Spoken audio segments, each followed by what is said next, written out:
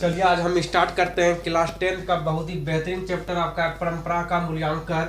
Chapter number आपका 7 है। इसका लेखक है रामविलास शर्मा। लेखक इसका कौन है? तो इसका लेखक है प्यारे बच्चों रामविलास शर्मा। तो सभी महत्वपूर्ण प्रश्नों को आज हम समझेंगे, सभी महत्वपूर्ण प्रश्नों के बारे में हम डिटेल से जानेंगे और चैप्टर नंबर 6 तक आपको करा दिया गया है। चलिए चैप्टर नंबर 7 का ये रहा आपका पहला प्रश्न। और पहला प्रश्न को आप देखिए क्या है पहला प्रश्न। तो पहला प्रश्न आपका है राजनीतिक मूल्यों से साहित्य के मूल्य अधिक अस्थायी कैसे होते हैं। पहला नंबर प्रश्न आपका है राजनीतिक मूल्यों से साहित्य के मूल्य अधिक अस्थायी कैसे होते हैं। तो इसका आंसर आपका होगा लेखक कहते हैं कि साहित्य के मूल्य राजनीतिक मूल्यों की अपेक्षा अधिक अस्थायी है। इसकी पुष्टि में अंग्रेज कवि टेनिसन द्वारा लैटिन कवि विर्जिल पर रचित उस कविता की चर्चा करते हैं जिसमें कहा गया है कि रोमन साम्राज्य का वैभव समाप्त हो गया, पर वर्जिल के काव्य सागर की ध्वनि तरंगे हमें आज भी सुनाई देती है और हृदय को आनंदभरित कर देती है। चलिए फिर ये आपका पहला नंबर प्रश्न था और पहला प्रश्न का पहला उत्तर था। चलिए प्रश्न नंबर आप चलते हैं सेकंड की ओर। प्रश्न नंबर आपका सेकंड है किस तरह समाजवाद हमारी राष्ट्रीय आवश्यकता है। इस प्रसंग में लेखक के विचारों पर प्रकाश डालें। 2021 में पूछा गया ये प्रश्न है। तो इसका आंसर क्या होगा? तो इसका आंसर होगा लेखक के अनुसार पूंजीवादी व्यवस्था में शक्ति का अव्यय होता है। देश के साधनों का सबसे अच्छा उपयोग समाजवादी व्यवस्था में ही संभव है। अनेक छोटे बड़े राष्ट्र समाजवादी व्यवस्था कायम करने के बाद पहले की अपेक्षा अधिक शक्तिशाली हो गए। भारत की राष्ट्रीय क्षमता का पूर्ण विकास समाजवादी व्यवस्था में ही संभव है। वास्तव में समाजवाद हमारी राष्ट्रीय आवश्यकता है। चलिए उसके बाद प्रश्न नंबर आपका तीसरा प्रश्न का क्या है। तीसरा प्रश्न देखिए प्रश्न नंबर आपका तीसरा क्या है, उसका आंसर साथ ही आपको दिया हुआ है। यह प्रश्न बहुत ही साल पूछा गया मेरे बच्चों। 2019 में पूछा गया, 2016 में पूछा गया, 2015 में पूछा गया, 2015 में पूछा गया, उसके बाद 2014 में पूछा गया। आपका क्वेश्चन है, आपका प्रश्न है परंपरा का ज्ञान किनके लिए सबसे ज्यादा आवश्यक है और क्यों। परंपरा का ज्ञान किनके लिए सबसे ज्यादा आवश्यक है और क्यों।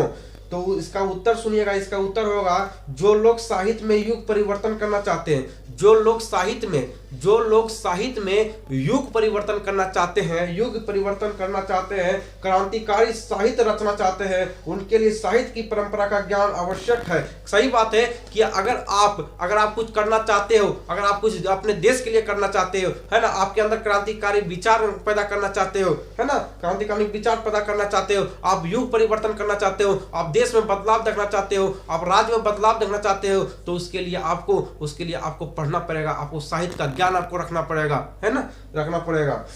उसके बाद क्योंकि साहित्य की परंपरा से प्रगतिशील आलोचना का ज्ञान होता है, जिससे साहित्य की धारा को मोड़कर नए प्रगतिशील साहित्य का निर्माण किया जा सकता है। प्रश्न नंबर आपका चौथा क्या है। प्रश्न नंबर आपका चौथा है साहित्य सापेक्ष रूप से स्वाधीन क्यों होता है। तो इसका आंसर आपका होगा साहित्य सापेक्ष रूप से स्वाधीन इसलिए होता है क्योंकि यह मनुष्य और परिस्थितियों के द्वंद्वात्मक संबंध पर निर्भर करता है, किसी एक पर नहीं। प्रश्न नंबर आपका पचमा है और पचमा का आंसर क्या है देखिए। लेखक के अनुसार आदर्श समाज में किस प्रकार की प्रगतिशील होनी चाहिए। तो लेखक के अनुसार आदर्श समाज में इतनी प्रगतिशील होनी चाहिए जिससे कोई भी वांछित परिवर्तन समाज में एक छोर से दूसरे छोर तक संचालित हो सके। ठीक है, चलिए प्रश्न नंबर आपका 6।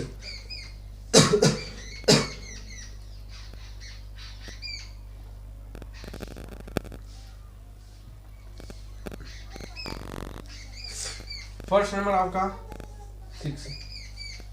प्रश्न नंबर 6 का आप देखिए। प्रश्न नंबर 6 आपका क्या कहा जा रहा है। प्रश्न नंबर 6 आपका कहा जा रहा है बहुजातीय राष्ट्र की हैसियत से कोई भी देश भारत का मुकाबला क्यों नहीं कर सकता। पूछा गया है बहुजातीय राष्ट्र की हैसियत से, बहुजातीय राष्ट्र की हैसियत से कोई भी देश भारत का मुकाबला क्यों नहीं कर सकता। कोई भी देश भारत से मुकाबला क्यों नहीं कर सकता।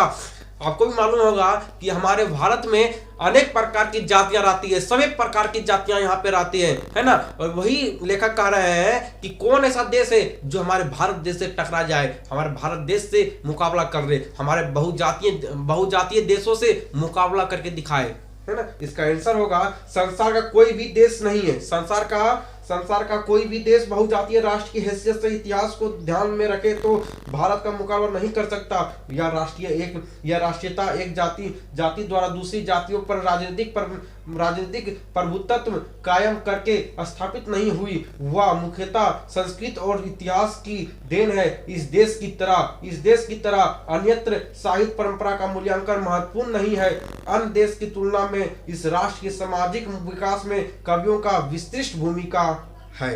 चलिए प्रश्न नंबर आपका 7वां प्रश्न, और 7वां प्रश्न का आप आंसर देखिए। साहित्य, पहला प्रश्न 7वां नंबर प्रश्न क्या है, तो प्रश्न आपका है साहित्य का कौन सा पक्ष अपेक्षाकृत अस्थायी होता है। इस संबंध में लेखक की राय स्पष्ट करें। तो इसका आंसर आपका होगा साहित्य मनुष्य के संपूर्ण जीवन से संबंध है।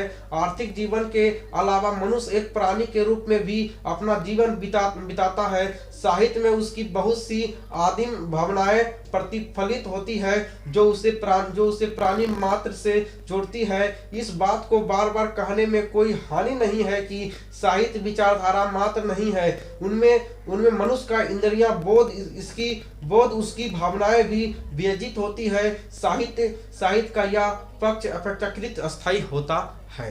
ठीक है। प्रश्न नंबर आपका 8वां प्रश्न नंबर 8वां, और ये आपका लास्ट प्रश्न, ये और ये आपका कौन सा प्रश्न है, तो लास्ट प्रश्न है। देखिए इसका साहित्य के निर्माण में प्रतिभा की भूमिका स्वीकार करते हुए लेखक किन खतरों से आग्रह करता है। तो लेखक साहित्य के निर्माण में प्रतिभाशाली मनुष्य की भूमिका निर्णायक मनाते हैं, लेकिन उन्होंने इस निबंध में सावधान किया है कि यह मनुष्य जो करते हैं वह सब अच्छा ही होता है। यह आवश्यक नहीं, उनकी श्रेष्ठ रचना में दोष नहीं हो सकते हैं, ऐसी कोई बात नहीं। उनके कृतित्व को दोष मुक्त मान लेना साहित्य के विकास में खतरनाक सिद्ध हो सकता है। प्रतिभाशाली मनुष्य को अद्वितीय उपलब्धियों के बाद कुछ नया और उल्लेखनीय करने की गुंजाइश बनी रहती है। प्रश्न थी बेहतरीन चैप्टर आपका है जीत में निरखत हूँ। पंडित बिरजू महाराज का ये चैप्टर है। यदि आप इस चैप्टर को पढ़े होंगे, बहुत ही रोमांचक चैप्टर है। इसको पढ़े होंगे तो बहुत बढ़िया, नहीं पढ़ेंगे तो भी बढ़िया है। चलिए इसका क्वेश्चन आंसर सभी महत्वपूर्ण प्रश्नों को जानेंगे जो कि आपके बोर्ड एग्जाम में डायरेक्ट यहाँ से आपका प्रश्न बनता है प्यारे बच्चों। चलिए सभी प्रश्नों को यहाँ पे हम डिस्कस करेंगे और यहाँ पे वही प्रश्नों को आपको बताया जाएगा प्यारे बच्चों जो प्रश्न आपके एग्जाम में डायरेक्ट बनता है। ठीक है, डायरेक्ट इनडायरेक्ट नहीं, डायरेक्ट बन जाता है। चलिए पहला नंबर प्रश्न आपका क्या है प्यारे बच्चों, तो पहला नंबर प्रश्न भाई प्यारे बच्चों, ये इस चैप्टर का पहला नंबर प्रश्न आपका क्या है, तो पहला नंबर प्रश्न आपका है अपने विवाह के बारे में बिरजू महाराज क्या बताते हैं। अपने विवाह के बारे में पंडित बिरजू महाराज क्या बताते हैं। तो आंसर सुनिएगा, आंसर इसका होगा बिरजू महाराज की शादी में 18 साल की उम्र में हुई थी। बिरजू महाराज की शादी कितना वर्ष की उम्र में हुई थी, तो पंडित बिरजू महाराज की शादी जो है वो 18 वर्ष की उम्र में हुई थी। उस समय विवाह करना महाराज अपनी गलतियां मानते हैं। कहने का मतलब यह है जब पंडित बिरजू महाराज 18 वर्ष के थे तो वो पंडित बिरजू महाराज जो उस समय पंडित बिरजू महाराज जो है ये कहते हैं कि मुझे उस समय शादी नहीं करना चाहिए था। उस समय हमें शादी करना नहीं चाहिए था, है ना। और ये बहुत बड़े गलती मानते हैं ना, अपने आप को बहुत बड़ा गलती दोषी ठहराते हैं। लेकिन बाबूजी की मृत्यु के बाद माँ घबराकर जल्दी में शादी कर दी। शादी को नुकसानदेह मानते हैं, विवाह की वजह से नौकरी करते रहे, विवाह की वजह से नौकरी करते रहे। कहने मतलब यह है कि पंडित बिरजू महाराज के जब 18 वर्ष का जब उम्र था, पंडित बिरजू महाराज के जब 18 वर्ष का उम्र था तो उसका पंडित बिरजू महाराज का शादी करवा दिया गया। पिताजी के मरने के बाद जो है इसकी माँ ने जल्दबाजी में जो इसकी शादी इनके शादी जो है करवा देता है, पंडित बिरजू महाराज का शादी करवा देता है। और ये सबसे बड़ा गलतियां मानता है ना कौन? तो पंडित बिरजू महाराज सबसे बड़ा गलती मानता है कि मुझे उस समय शादी नहीं करना चाहिए था। ठीक है, चलिए दूसरा नंबर प्रश्न आपका क्या है? प्रश्न नंबर आपका दूसरा क्या है? तो प्रश्न नंबर आपका दूसरा है नृत्य की शिक्षा के लिए पहले पहल बिरजू महाराज किस संस्था से जुड़े और वहां किनके संपर्क में आए थे? कहने मतलब यह है कि नृत्य की शिक्षा के लिए पहले पहल बिरजू महाराज किस संस्था से जुड़े और वहां किनके संपर्क में आए? तो नृत्य की शिक्षा के लिए पहले पहल बिरजू महाराज जी दिल्ली में हिंदुस्तानी डांस म्यूजिक से जुड़े और वहां कपिला जी के संपर्क में आए थे। और पहली बार किस म्यूजिक से जुड़ा था? तो हिंदुस्तान डांस म्यूजिक से जुड़ा था। ठीक है, चलिए उसके बाद प्रश्न नंबर आपका तीसरा है बिरजू महाराज के जीवन में सबसे दुखद समय कब आया था?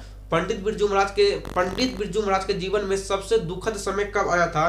तो आंसर सुनिएगा, जब महाराज जी के बाबूजी की मृत्यु हुई तब उनके लिए बहुत दुखदायी समय व्यतीत हुआ। घर में इतना भी पैसा नहीं था कि दशकर्मा होता है ना, दसही दशकर्म नहीं होता है, दशकर्म होता है तो दशकर्म समझिएगा। ठीक है, घर में इतना भी पैसा नहीं था कि वो दशकर्म किया जा सके। इन्होंने 10 दिन के अंदर 2 प्रोग्राम किए। उन 2 प्रोग्रामों से 500 रुपए इकट्ठे हुए। तब 10वां और 13वीं की गई। ऐसी हालत में नाचना एवं पैसा इकट्ठा करना महाराज जी के जीवन में सबसे दुखद समय आया। कहने मतलब यह है कि पंडित बिरजू महाराज के जीवन में सबसे दुखद समय कब आया था? कि सबसे दुखद समय तब आया था जब इनके पिताजी का मृत्यु हो गया था। जब इनके पिताजी का मृत्यु हो गया था और मृत्यु होने के बाद जब दशकर्म होता है तो दशकर्म के पैसे इनके पास नहीं थे। दशकर्म करने के पैसे नहीं थे पंडित बिरजू महाराज के पास। इन्होंने 2 प्रोग्राम किया। कितना प्रोग्राम किया था पंडित बिरजू महाराज ने? तो 2 प्रोग्राम किए थे। वो 2 प्रोग्राम में जो है 500 रुपए जुड़ाया था। 500 रुपए जुड़ाया था तो इन्होंने 10 क्रम किया था और 13 किया था। आगे समझ प्यारे बच्चों, तो पंडित बिरजू महाराज के समय सबसे बड़ा दुखद समय यही था, है ना। चलिए उसके बाद चलिए प्यारे बच्चों, प्रश्न नंबर आपका तीसरा तो बता दिए। प्रश्न नंबर आपका चौथा क्या है? प्रश्न नंबर आपका चौथा क्या है? तो देखिए चौथा प्रश्न आपका है बिरजू महाराज के गुरु कौन थे? उनका संक्षिप्त परिचय दें। पंडित बिरजू महाराज के गुरु कौन थे? पंडित बिरजू महाराज के गुरु कौन थे उसका संक्षिप्त परिचय दे। बिरजू महाराज के गुरु उनके बाबूजी ही थे। पंडित बिरजू महाराज के गुरु कौन था? तो पंडित बिरजू महाराज के गुरु जो है उनके पिताजी ही थे। ठीक है, वे अच्छे स्वभाव के थे। वे अपने दुख को व्यक्त नहीं करते थे। उन्हें कला से बेहद प्रेम था। जब बिरजू महाराज 9.5 साल के थे उसी समय बाबूजी की मृत्यु हो गई थी। याद रखिएगा, पंडित बिरजू महाराज की मृत्यु कब हो गई थी? तो पंडित बिरजू महाराज की मृत्यु जो है 9.5 वर्ष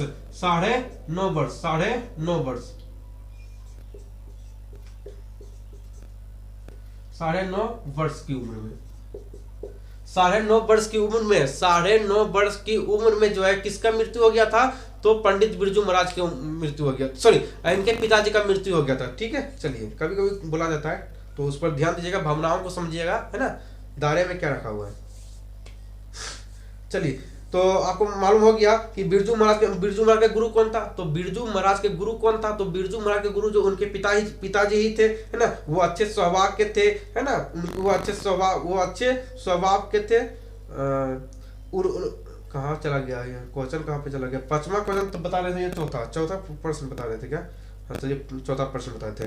ठीक है, और उन्हें कला से बेहद प्रेम था। जब बिरजू महाराज 9.5 साल के थे, पंडित बिरजू महाराज कितने साल के थे, तो पंडित बिरजू महाराज 9.5 साल के थे, उसी समय जो उनके पिताजी का मृत्यु हो जाता है, उनका पिताजी का देहांत हो जाता है। जब पंडित बिरजू महाराज 9.5 वर्ष के थे तो इनके पिताजी का मृत्यु हो जाता है। उसी समय बाबूजी की मृत्यु हो गई। महाराज जी को तालीम बाबूजी ने ही दिया था। कहने मतलब है पंडित बिरजू महाराज को तालीम किसने दिया, तो पंडित बिरजू महाराज को तालीम किसने दिया, तो इन्हीं के पिता ने दिया था, इन्हीं के पिताजी ने दिया था। चलिए प्यारे बच्चों, फर्स्ट नंबर आपका पांचवा नंबर प्रश्न क्या है, तो 5वां नंबर प्रश्न इसका है बिरजू महाराज अपना सबसे बड़ा जज अपनी माँ को क्यों मानते हैं। बिरजू महाराज सबसे बड़ा जज वो अपनी माँ को क्यों मानता है। तो बिरजू महाराज अपना सबसे बड़ा जज अपनी माँ को मानते थे जब वे नाचते थे और अम्मा देखती थी, तब वे अम्मा से अपनी कमी या अच्छाई के बारे में पूछा करते थे। उसने बाबूजी से तुलना करके इनमें निखार लाने का काम किया। कहने मतलब यह है कि पंडित बिरजू महाराज अपनी माँ को सबसे बड़ा जज क्यों मानता था, तो पंडित बिरजू महाराज अपनी माँ को सबसे बड़ा जज इसलिए मानता था प्यारे बच्चों, क्योंकि जब पंडित बिरजू महाराज जब नाचते थे तो उसकी माँ देखती थी और उसकी माँ बताती थी कि बेटा ये पोजीशन तुम गलत कर रहे हो, ये ऐसे नहीं नाचो, ये आप तुम ऐसे नाचो, है ना, तुम ये गलत कर रहे हो, है ना, ऐसा नहीं होगा, ये ऐसे करो, है ना। तो गलतियां को बताता था, गलतियां को ढूंढता था, कौन, उसकी माँ, है ना। उसका माँ जो है वह ढूंढती थी कि तुम्हारे बेटा के अंदर क्या गलतियां हो रहा है ना। इसी चीजों के कारण जो है पंडित बिरजू महाराज ने अपनी माँ को सबसे बड़ा जज बताया प्यारे बच्चों।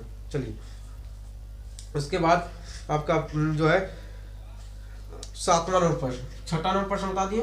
प्रश्न नंबर आपका 7वां, प्रश्न नंबर आपका 7वां क्या है, प्रश्न नंबर आपका 7वां प्यारे बच्चों, पुराने और आज के नर्तकों को बीच बिरजू महाराज का क्या फर्क पाते हैं। कहने मतलब यह है कि प्रश्न आपका कहा जा रहा है पुराने और आज के नर्तकों के बीच बिरजू महाराज क्या फर्क पाते हैं। तो पुराने नर्तक कला प्रदर्शन करते थे, पुराने जो नर्तक थे वो कला प्रदर्शन करते थे, पुराने जो नाचने गाने वाले लोग थे वो कला को प्रदर्शन करते थे। कला प्रदर्शन शौक था, कला प्रदर्शन क्या था, तो कला प्रदर्शन जो था प्यारे बच्चों वह शौक था। वो क्या था, शौक था। साधन के अभाव में भी उत्साह होता था। कम जगह में गलीचे पर गड्ढा खच्चा इत्यादि होने के बावजूद बेपरवाह होकर कला प्रदर्शन करते थे। पहले के लोग जो है कहीं भी कला प्रदर्शन कर देते थे, गड्ढा हो, गुच्ची हो, कुछ भी हो, कहीं पे वो कला प्रदर्शन कर देते थे। लेकिन आज के कलाकार क्या होता है, जो कि आज के कलाकार में क्या है, मंच का जरूरत पड़ता है। हम आएंगे तो मंच पर नाचेंगे, है ना, हमारे लिए मंच चाहिए, भयंकर मंच चाहिए, है ना, हमारे मन चाहिए, माइक चाहिए, है ना, माइक चाहिए, हेलो साथियों कैसे हो, है ना, फैन है है ना, सभी हम मेरा फैन को देखे, है ना। कहने मतलब है आज का फैन फॉलोइंग चलता है, ठीक है। तो उस प्रकार से पहले जमाना में चलता था, है ना, ये आया वहां से अपना अभिवादन कर रहा है ना, हेलो दोस्तों कैसे हो, है ना, का हाल मानी जा, कैसे मानी जा, ये सब नहीं, पहले ये सब नहीं चलता था, ठीक है। तो वही पंडित बिरजू महाराज जी कहते हैं कि पहले जो इस प्रकार से मंच वगैरह नहीं हुआ करता था, है ना। आजकल के जो भी नाचने गाने वाले लोग हैं उसे मंच की जरूरत पड़ता है, उसे मंच का जरूरत पड़ता है। लेकिन आज के कलाकारों को मंच की छोटी छोटी गलतियों को ढूंढते हैं, चर्चा का विषय बनाते हैं, है ना। चलिए उसके बाद प्रश्न नंबर आपका 8वां।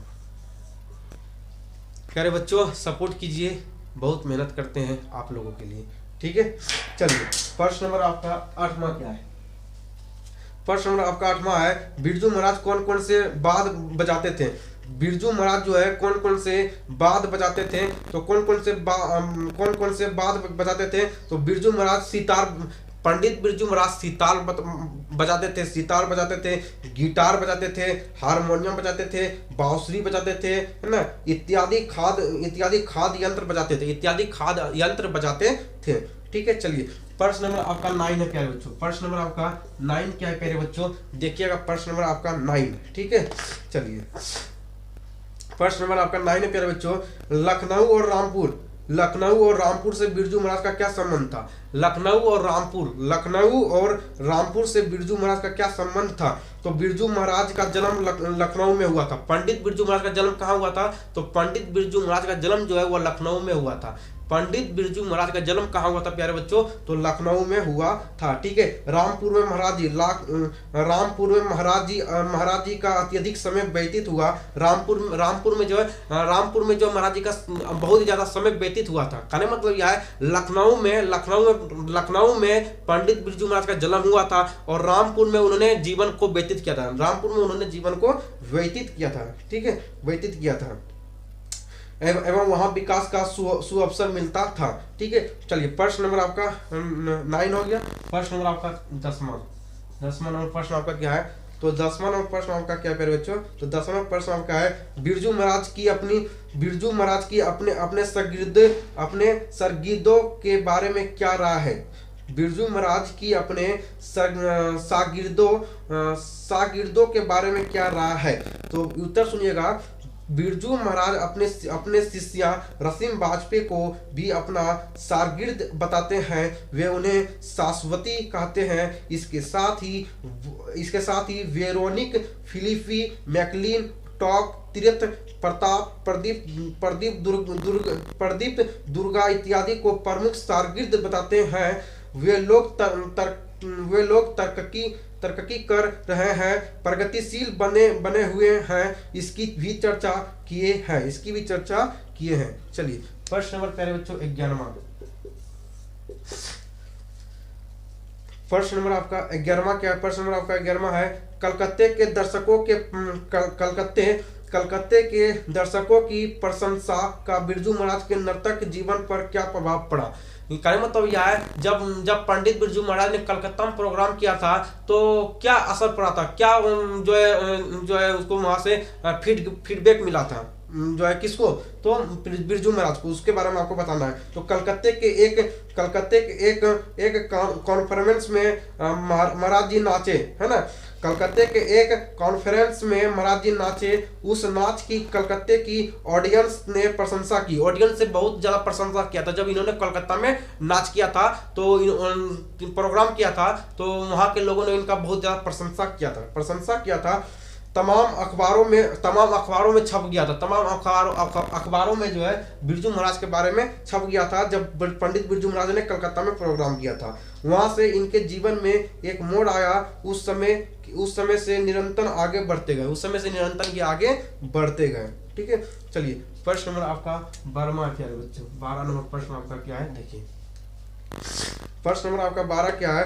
शंभू महाराज के साथ बिरजू महाराज के संबंध पर प्रकाश डालिए। शंभू महाराज के साथ बिरजू महाराज के संबंध में प्रकाश डालिए। ठीक है, तो सुनिएगा आंसर इसका क्या होगा। आंसर इसका होगा शंभू महाराज के साथ बिरजू महाराज बचपन में नाचा करते थे। शंभू महाराज के साथ बिरजू महाराज जो है, कहने मतलब यह है शंभू महाराज के साथ कौन नाचा करता था? तो शंभू महाराज के साथ बिरजू महाराज जो है वह नाचा करता था। बचपन में बिरजू महाराज उनके साथ जो है नाचा करता था। ठीक है, आगे भारतीय कला केंद्र में उनका साथीत्व मिला। शंभू महाराज के साथ सहायक रहकर कला के क्षेत्र में विकास किया। शंभू महाराज उनके चाचा थे। आपको भी मालूम होगा कि शंभू महाराज जो था बिरजू महाराज के चाचा थे और शंभू महाराज के साथ बचपन में बिरजू महाराज नाचा करता था। और इन्हीं के बदौलत इन्हीं के सहारे जब इनके पिताजी का मृत्यु हो गया था तो इन्हीं के सहारे इन्होंने आगे बढ़ा। कौन आगे बढ़ा? तो बिरजू महाराज आगे बढ़ा चाचा की मदद से। ठीक है, बचपन से महाराज को उनका मार्गदर्शन मिला, बचपन से ही उनका साथ मिला और इन्होंने आगे बढ़ा। ठीक है, चलिए प्यारे बच्चों मात्र आप 2 प्रश्न बचा हुआ देख लीजिए। 13 नंबर प्रश्न प्यारे बच्चों, प्रश्न नंबर आपका 13 क्या है? तो प्रश्न नंबर आपका 13 है किनके साथ नाचते हुए बिरजू महाराज को पहली बार प्रथम पुरस्कार मिला? किनके साथ नाचते हुए, किनके साथ इन्होंने नाच किया था जिसके कारण इनको पहली बार पुरस्कार मिला था? तो शंभू महाराज चाचा जी एवं बाबूजी के साथ नाचते हुए बिरजू महाराज को पहली बार प्रथम पुरस्कार मिला। कहने मतलब यह है जब बिरजू महाराज अपने पिताजी के साथ और अपने चाचा जी के साथ जब नाचा था तब इनको पहली बार जो है इनको पुरस्कार मिला था। चलिए प्यारे बच्चों प्रश्न नंबर आपका 14 क्या है प्यारे बच्चों? तो प्रश्न नंबर आपका 14 है, रामपुर के नवाब की नौकरी छूटने पर हनुमान जी को प्रसाद क्यों चढ़ाया? रामपुर के नवाब की नौकरी छूटने के बाद रामपुर के नवाब की नौकरी छूटने पर हनुमान जी को प्रसाद क्यों चढ़ाया? तो आंसर इसका होगा प्यारे बच्चों, रामपुर के नवाब की नौकरी छूटने पर हनुमान जी को प्रसाद चढ़ाया क्योंकि महाराज जी 6 साल की उम्र में नवाब साहब के यहाँ नाचते थे। आपको भी मालूम होगा कि 6 वर्ष की उम्र में ही नवाब साहब के यहाँ नाचता था। कौन नाचता था? तो बिरजू महाराज नाचता था। कौन नाचता था? बिरजू महाराज नाचता था। ठीक है। अम्मा परेशान थी। बाबूजी नौकरी छूटने के लिए हनुमान जी का प्रसाद मांगते थे, है ना। इनके पिताजी चाहते थे कि नौकरी बहुत जल्दी छूट जाए, है ना। इनके पिताजी ने नौकरी छोड़वाने के लिए क्या किया था? तो हनुमान जी को प्रसाद चढ़ाया कि हे बाबा नौकरी मेरा छूट जाए, है ना, नौकरी मेरा छूट जाए, ताकि हमारा भी जो बच्चा उनके यहाँ नाच कर रहा है, डांस वगैरह कर रहा है, ताकि राहत मिल जाए उसे भी राहत मिल जाए। क्योंकि वहाँ के जो नवाब थे पंडित बिरजू महाराज के बाबूजी को जो जाना नहीं देना चाहता था, है ना, कि बहुत बड़ा वो नाचते थे, बहुत बढ़िया वो उनके अंदर कलाकारी था, इसलिए उसे जाना नहीं देना चाहता। इसलिए चाहा कि बहुत ही जल्दी मेरा नौकरी छूट जाए, है ना, मेरा पल्ला उससे छूट जाए, ताकि मेरा बेटा जो कि 6 साल की उम्र में अभी से खेलना कूदना चाहिए, अभी ये नाच रहा है उसके यहाँ जाके, है ना। तो यही सब था। ठीक है। और अभी तो आप लोग जो है प्रसाद चढ़ाए होंगे, है ना, प्रसाद गच्छे होंगे कि ये 1.25 किलो बाबा चढ़ाएंगे, है ना, ऐसे करेंगे वैसे करेंगे, सरस्वती माँ को ये करेंगे वो करेंगे, है ना। तो आप लोग भी किए होंगे, है ना। तो चलिए ठीक है, करना भी चाहिए। चलिए, बाबूजी नौकरी छोड़ने के लिए हनुमान जी को प्रसाद मांगते थे। नौकरी से जान छूटी, इसलिए हनुमान जी को प्रसाद चढ़ाया गया। आपको समझ आ गया कि ये प्रसाद क्यों चढ़ाया? प्रसाद जो हनुमान जी को क्यों चढ़ाया? तो चढ़ाने का कारण यही था कि वो चाहते थे, उनके पिताजी चाहते थे कि नवाब के यहाँ जो हम नौकरी कर रहे हैं वो नौकरी बहुत ही जल्द मुझे छूट जाए, नौकरी से छुटकारा मिल जाए, ताकि मेरा बेटा जो कि अभी छोटा ही है ना, इस उम्र में उसे हम नहीं चाहते कि वो नाच गान करे, है ना, वो खेले कूदे अभी। इसलिए वो चाहते थे कि जो है बहुत ही जल्द ही मेरा नौकरी छूट जाए। प्यारे बच्चों, ये आपका अंतिम प्रश्न है और ये आपका अंतिम प्रश्न 15 प्रश्न, यह आपका अंतिम प्रश्न है प्यारे बच्चों। ये अंतिम प्रश्न आप देख लीजिए।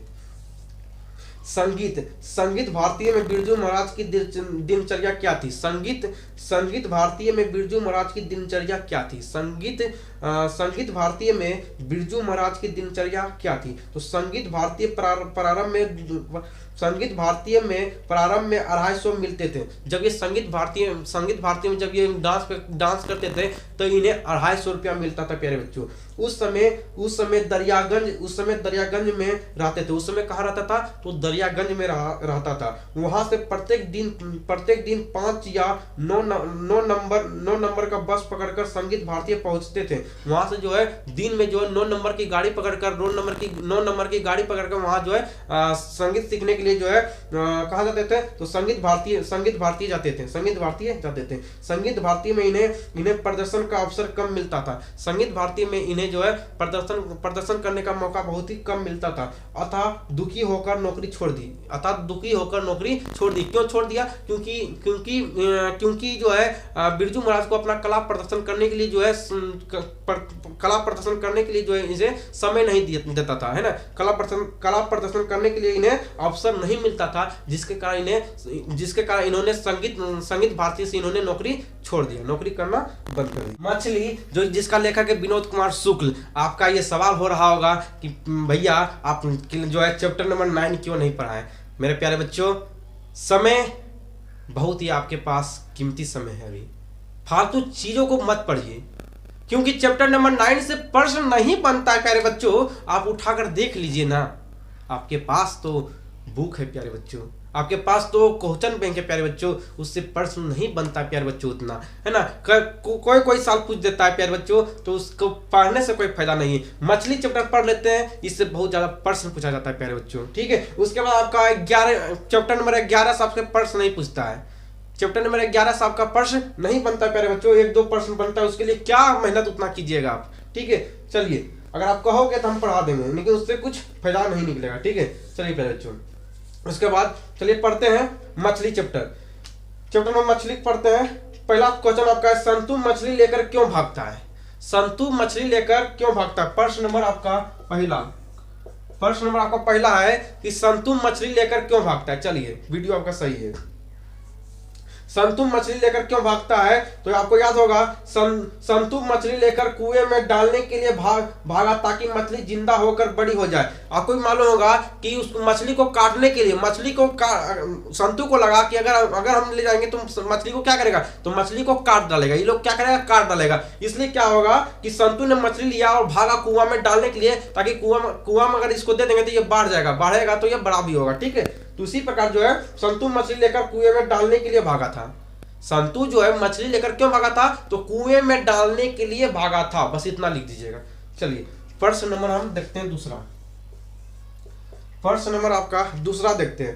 प्रश्न नंबर आपका दूसरा क्या है, तो प्रश्न नंबर आपका दूसरा है, मछली और दीदी में क्या समानता दिखलाई पड़ी, स्पष्ट करें। मछली और दीदी में आपको क्या समानता दिखाई दी प्यारे बच्चों, वो आपको बताना है। तो लिखिएगा, आदमी के चंगुल में आकर मछली कटने को विवश थी। पानी के अभाव में अनगोछा में लिपटी मछली लहरा रही थी। दीदी कमरा में करवट लिए पहनी हुई साड़ी को सर तक ओढ़े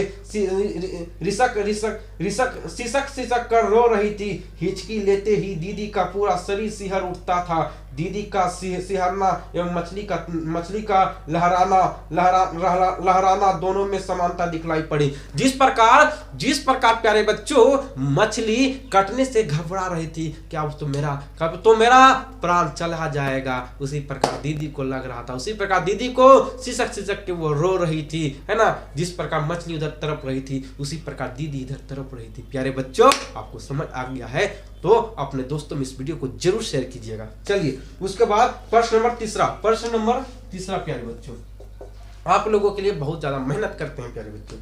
चलिए प्रश्न नंबर तीसरा आपका कंप्यूटर स्क्रीन पर है कि मछलियों को लेकर बच्चों की अभिलाषा क्या थी। मछलियों को लेकर बच्चों की अभिलाषा क्या थी, तो याद रखिएगा कि मछलियों को लेकर बच्चों के मन में अभिलाषा थी कि एक मछली पिताजी से मांगकर उसे कुएं में डालकर बहुत बड़ी करेंगे, है ना। बच्चों का अभिलाषा था। बच्चों हम भी जब बच्चे थे ना, उस समय हमें भी अभिलाषा रहता था, है ना, कि मछली के साथ बढ़िया मछली को कुआं में डालेंगे, है ना। मछली कुआं में डालेंगे तो वो बड़ा होगा, उसे वह तैरता हुआ देखने में बड़ा मजा आएगा, वो दृश्य देखने में बड़ा मजा आएगा। उसी प्रकार लड़कों को जो क्या था कि अगर पिताजी से एक मछली मांगेंगे और एक मछली लेकर कुआं में डाल देंगे और वह कुछ दिन के बाद बड़ा होगा, कुछ दिन में बड़ा हो जाएगा। चलिए प्रश्न नंबर चौथा प्यारे बच्चे देखते हैं।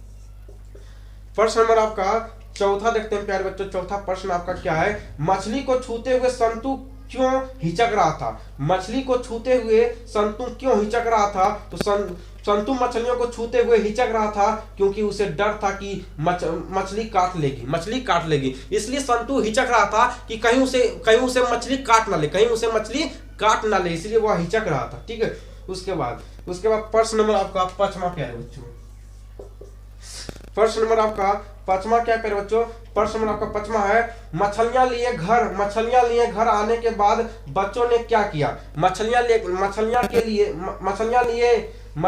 लिए घर आने के बाद बच्चों ने क्या किया। जब मछलियां लेकर आया था बच्चों ने क्या किया था, तो याद रखिएगा मछलियां घर लाने के बाद बच्चों ने नहान घर में भरी हुई बाल्टी को आधी करके उसमें मछलियां को रख दिया था, है ना। जब मछलियां लेकर बच्चा मछलियां लेकर आया था, जब वो लोग मछलियां लेकर आया था तो क्या किया, नहान घर मतलब समझते जिसमें आप नहाते हो, बाथरूम में, है ना। बाथरूम में आप नहाते तो वहां क्या किया, वहां एक बाल्टी था, भरी हुई बाल्टी में पानी भरा हुआ था, है ना। वो उस बाल्टी में क्या था, पानी भरा हुआ था और पानी को फेंक दिया। आधा पानी को फेंक दिया, आधा पानी को क्या किया तो आधा पानी को फेंक दिया और आधा पानी को फेंकने के बाद उसको मछली को क्या किया, तो उस बाल्टी में ही डाल दिया ताकि मछली जिंदा रहे, कहीं मर न जाए, कहीं पानी के दुख से वो मर न जाए। ठीक है, चलिए प्यारे बच्चों प्रश्न नंबर आपका छठा। प्रश्न नंबर आपका छठा क्या है, दीदी कहाँ थी और क्या कर रही थी। दीदी कहाँ थी और क्या कर रही थी। दीदी घर के एक कमरे में थी। दीदी कहाँ थी, तो घर के एक कमरे में थी। दीदी घर के एक कमरे में थी, वह लेटी हुई थी और सिसक सिसक कर रो रही थी। वह बार बार हिचकी ले रही थी, जिससे उसका शरीर सिहर उठता था, है ना। दीदी घर में थी और दीदी घर में रहने के बाद, है ना, वो सिसक सिसक कर रो रही थी, सिसक सिसक कर रो रही थी, है ना। चलिए प्रश्न नंबर आपका 7वां, कोई जान नहीं है सब प्रश्न में, ठीक है। और प्यारे बच्चों यही सब प्रश्न आपके बोर्ड एग्जाम में पूछ दिया जाता है। प्रश्न नंबर आपका 7वां है, झोले में मछलियां। झोले में मछलियां लेकर बच्चे दौड़ते हुए पतली गली में क्यों घुस गए। झोले में मछलियां लेकर बच्चे दौड़ते हुए पतली गली में क्यों घुस गए। तो झोले में मछलियां लेकर बच्चे दौड़ते हुए पतली गली में घुस गए, क्योंकि इस गली से घर नजदीक पड़ता था, दूसरे रास्ते में बहुत भीड़ थी, है ना। इसलिए बच्चे वो सभी जो है मछली लेकर इसलिए गली में घुस गया था, है ना। मछली को लेकर कहाँ गया, झोले में मछलियां लेकर वो गली कुची में इसलिए घुस गया था, क्योंकि गली कुची से क्या था, गली से क्या था, उसका घर नजदीक पड़ता था, है ना, घर नजदीक पड़ता था, इसलिए वो मछलियां को लेकर वह गली में चला गया था, गली के रास्ते वह चला गया था। उसके बाद प्यारे बच्चों प्रश्न नंबर 8वां हो गया, प्रश्न नंबर 7वां, प्रश्न नंबर 8वां। प्रश्न नंबर 8वां आपका क्या है, तो प्रश्न नंबर आपका 8वां है, संतु क्यों उदास हो गया। संतु क्यों उदास हो गया था। संतु जो है क्यों उदास हो गया, तो याद रखिएगा, संतु यह जानकर उदास हो गया था कि मछली कुछ देर बाद कट जाएगी। वह मछली को जीवित पालना चाहता था। मछली को भी छूटते हुए जानकर वह दुखी हो गया, है ना। संतु को अभिलाषा था कि वह मछली को जिंदा देखना चाहता था, है ना, जिंदा। वो एक मछली को लेता और कुआं में उसको डालता। अब संतु को मालूम चल गया था कि कुछ समय के बाद मछलियां कट जाएगी, इसलिए उसे बहुत दुख था। चलिए प्रश्न नंबर आपका 9 प्यारे बच्चों। प्रश्न नंबर आपका 9 प्यारे बच्चों क्या है, अरे कहता हुआ भग्गू किसके पीछे भागा और क्यों। अरे कहता हुआ भग्गू किसके पीछे भागा और क्यों। अरे कहता हुआ भग्गू संतु के पीछे भागा, क्योंकि संतु एक मछली को लेकर भाग रहा था। भग्गू को डर था कि संतु मछली को कुआं में डाल देगा, जिसके चलते उसे डांट पड़ेगी। संतु से मछली लेने के लिए वह उसके पीछे भागा। आपको भी मालूम था कि भग्गू जो है संतु के पीछे क्यों भागा था। संतु ने क्या किया था, भग्गू से मछलियां छीन कर और वो कुआं में डालने के लिए भाग रहा था। उसी के पीछे भग्गू भी भाग रहा था। भग्गू को टेंशन था, अगर ये मछलियां कहीं कुआं में डाल देगा तो मुझे पिताजी से डांट लगेगा। इसलिए भग्गू जो है संतु के पीछे भाग रहा था। चलिए उसके बाद प्रश्न नंबर आपका क्या है प्यारे बच्चों, तो प्रश्न नंबर आपका 10वां। प्रश्न नंबर आपका 10वां क्या प्यारे बच्चों, देखिए प्रश्न नंबर आपका 10वां है, मछली के बारे में दीदी ने क्या जानकारी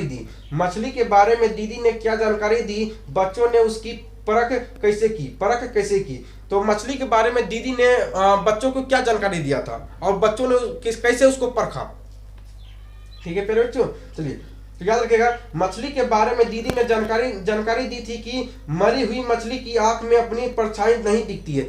दीदी ने कहा था कि अगर मछली की पहचान करनी हो, जिंदा है कि वो मरा हुआ है, तो उसको पहचान करना, उसके आंखों में देखना।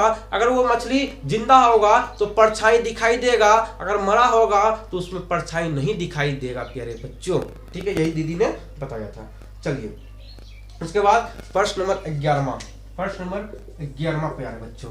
प्रश्न नंबर 11वां क्या है प्यारे बच्चों, प्रश्न नंबर 11वां है आपका, घर में मछली कौन खाता था। घर में मछली कौन खाता था और वह कैसे बनाई जाती थी। घर में मछली कैसे बनता था। घर में मछली कौन खाता था, ये आपको बताना कि घर में मछली कौन खाता था और वह कैसी बनाई जाती थी। तो घर में मछली केवल पिताजी खाते थे। याद रखिएगा, घर में मछली केवल पिताजी खाते थे। मछली को उस घर का नौकर काटता था। भग्गू जो था वो घर का नौकर था। भग्गू क्या था, भग्गू घर का नौकर था और वही मछली को काटता था, लेकिन उस घर में सिर्फ मछली को पिताजी ही खाता था और भग्गू काटता था। भग्गू मछली को काटता था। उसे काटने के लिए अलग पाटा था। काटने के लिए जो अलग पाटा था। पहले मछली को पत्थर पर पटक कर मार दिया जाता था। फिर राख से मलने के बाद पाटा पर रखकर चाकू से काटा जाता था। मछली बनाने का कार्य नहान घर में होता था। मछली का बनाना, मछली जब बनता था वह कहाँ बनता था, तो नहान घर में बनता था। ठीक है, चलिए प्यारे बच्चों, लास्ट प्रश्न और अंतिम प्रश्न आपका, प्रश्न नंबर आपका 12। प्रश्न नंबर आपका 12 क्या, देखिए कंप्यूटर स्क्रीन पर है आपका। पिताजी किससे नाराज थे और क्यों? पिताजी जो है किससे नाराज थे और क्यों? तो पिताजी किससे नाराज थे? पिताजी नरेंद्र से नाराज थे। पिताजी किससे नाराज थे? तो पिताजी नरेंद्र से नाराज थे। किससे? तो पिताजी नरेंद्र से नाराज थे। पिताजी नरेंद्र से नाराज थे। ठीक है, क्योंकि बच्चे मछलियां के चलते स्वयं परेशान रहे, साथ ही भग्गू को भी परेशान किया। बच्चे मछलियां को पालना चाहते थे। कोमल बालमन मछली को करते देखकर बिहर को उठा और बच्चा एक मछली को लेकर भाग गया। पीछे भग्गू को भागना पड़ा। छीना झपटी की स्थिति आई। पिताजी इन हरकतों के कारण नाराज हुए। इन हरकतों के कारण क्या हुआ था? तो पिताजी नाराज हो गया था, है ना प्यारे बच्चों। चलिए प्यारे बच्चों, आज हम स्टार्ट करेंगे क्लास 10 का बहुत ही बेहतरीन चैप्टर आपका है शिक्षा और संस्कृति। इसका लेखक है हमारे महात्मा गांधी जी, हमारे बापू, जिसे प्यार से लोग बापू कहते हैं, जिसे प्यार से राष्ट्रपिता कहते हैं, है ना, राष्ट्रपिता महात्मा गांधी, है ना, इनका लेखक है। चलिए इसको हम बहुत ही बेहतरीन चैप्टर है। इसको हम बहुत ही बेहतरीन चैप्टर को बेहतरीन तरह से सारे क्वेश्चन आंसर को आपको हम बताएंगे। ठीक है, चलिए प्रश्न नंबर आपका पहला ये रहा आपके कंप्यूटर स्क्रीन पे। ठीक है, चलिए प्रश्न नंबर पहला आपका क्या है? शिक्षा का ध्येय गांधी जी क्या मानते थे? शिक्षा का ध्येय गांधी जी क्या मानते थे और क्यों?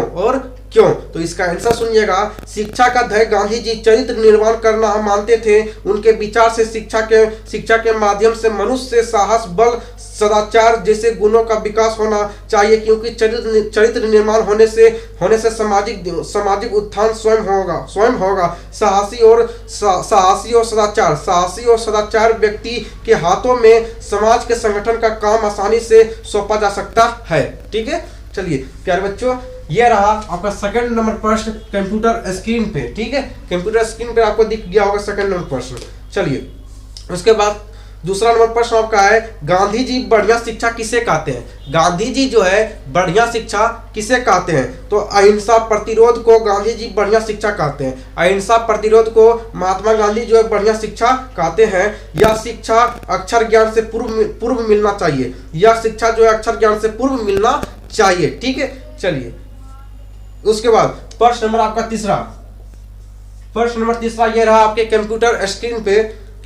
प्रश्न नंबर आपका तीसरा है गांधी जी किस तरह के सामंजस्य को भारत के लिए बेहतर मानते हैं और क्यों? तो इसका आंसर आपका होगा गांधी जी भिन्न संस्कृतियों के सामंजस्य को भारत के लिए बेहतर मानते हैं, क्योंकि भिन्न संस्कृतियों के सामंजस्य ने भारतीय जीवन को प्रभावित किया है और स्वयं भी भारतीय जीवन से प्रभावित हुए हैं। यह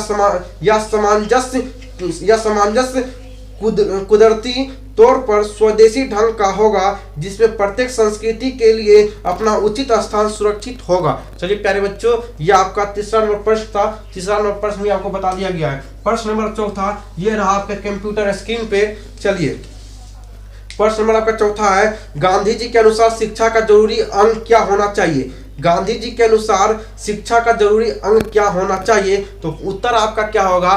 तो उत्तर आपका होगा गांधी जी के अनुसार शिक्षा का जरूरी अंग यह होना चाहिए कि बालक जीवन संग्राम में प्रेम से घृणा को, सत्य से असत्य को और कष्ट सहन से अहिंसा को आसानी के साथ जितना सीखे।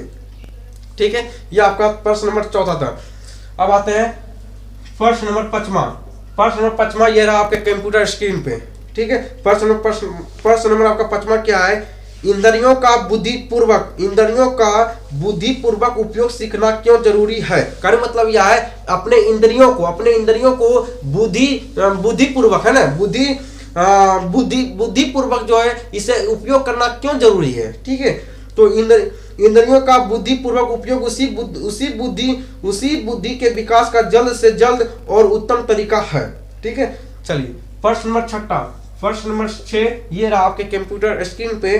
क्या है? मस्तिष्क और आत्मा, मस्तिष्क और आत्मा का उच्चतम विकास कैसे संभव है? मस्तिष्क और आत्मा का उच्चतम विकास कैसे संभव है? तो इसका आंसर होगा शिक्षा का प्रारंभ इस तरह किया जाए, शिक्षा का प्रारंभ इस तरह किया जाए कि बच्चे उपयोगी दस्तकारी सीखे और जिस क्षण से यह अपनी तालीम शुरू करे उसी क्षण उन्हें उत्पादन का काम करने योग्य बना दिया जाए। इस प्रकार की शिक्षा पद्धति में मस्तिष्क और आत्मा का उच्चतम विकास संभव है। चलिए प्रश्न नंबर आपका 7वां ये रहा आपका कंप्यूटर स्क्रीन पे। गांधी जी देसी भाषाओं में बड़े पैमाने पर अनुवाद कार्य क्यों आवश्यक मानते थे? तो इसका आंसर आपका होगा गांधी जी का मानना